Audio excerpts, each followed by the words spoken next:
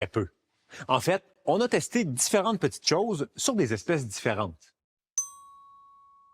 On a déjà envoyé dans l'espace des futures mamans souris. On a fait nager des spermatozoïdes, accoupler des guêpes et même éclore des œufs de caille. C'est vraiment mignon. Mais ce qui l'est moins, c'est que dans toutes les expériences, il y a des choses qui marchent bien, d'autres pas mal moins.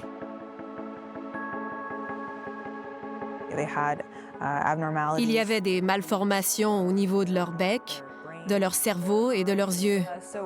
On a des données très fragmentaires et la plupart sont alarmantes. Alors, quand on parle de faire des bébés, capables un jour de faire d'autres bébés, il y a à peu près juste des points d'interrogation.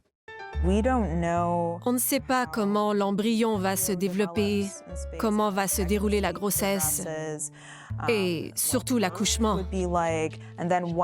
Et une fois que le bébé est né, est-ce que ses muscles, ses os et son cerveau vont bien se développer? Et au niveau social, est-ce qu'il va s'épanouir dans un milieu aussi isolé? Ça soulève plein de questions éthiques.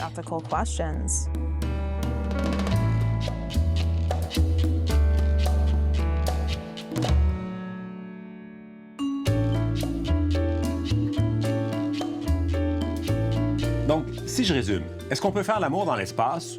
Oui. Est-ce que ça a déjà été fait, ça? Faire des bébés, ça non. Juste non. Alors, se répandre parmi les étoiles, ça reste un beau fantasme. Mais dans la réalité, là, vivre sur une autre planète, ça va être pas mal moins excitant que dans les films. Surtout si on ne peut pas s'envoyer en l'air.